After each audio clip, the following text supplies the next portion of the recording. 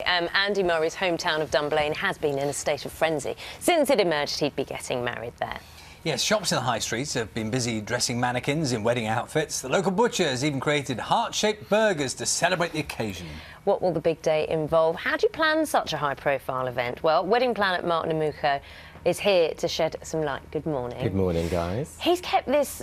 I mean, it's going to be an amazing day for him, we hope, for him and Kim Sears, but it seems quite low-key, quite private, quite befitting to his personality, Definitely. really. I think he is quite a private person. I think he doesn't really hang out with too many other celebrities. You don't see him going to too many other celebrity events.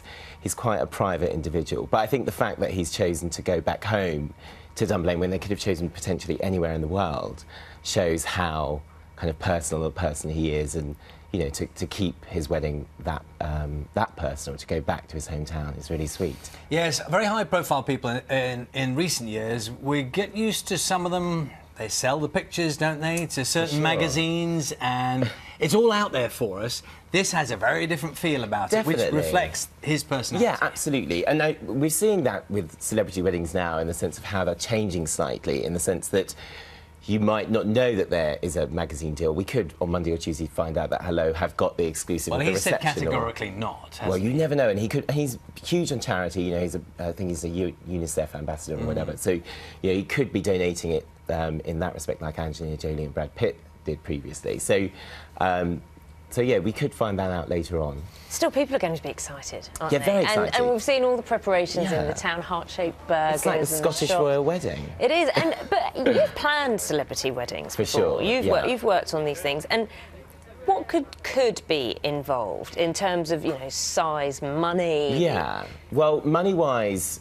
anything, you know, from when my average weddings are, you know, say 250 to $500,000, kind of the average spend, which is way above average, obviously. Do you want to just say that again? Did you say £250,000? Yeah. To $500,000. OK. Yeah, easily. What did you spend when you got married, computing that. All right. But yeah, no, it goes into the length of, obviously with a celebrity wedding, you have to go to extra security. Normally, in the sense of, if you do a celebrity wedding and you have a magazine deal, obviously you want to keep the paparazzi out.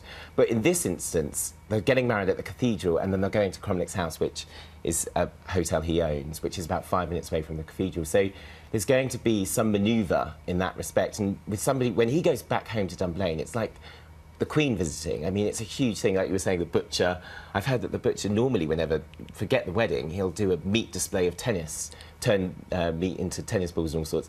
So in this instance, it's not just the paparazzi they've got to kind of keep out, they've also got to keep kind of the control of the public. Well, presumably, the fact that you mentioned that he owns the hotel where the reception will take place, that clears up some of the issues about who's allowed in.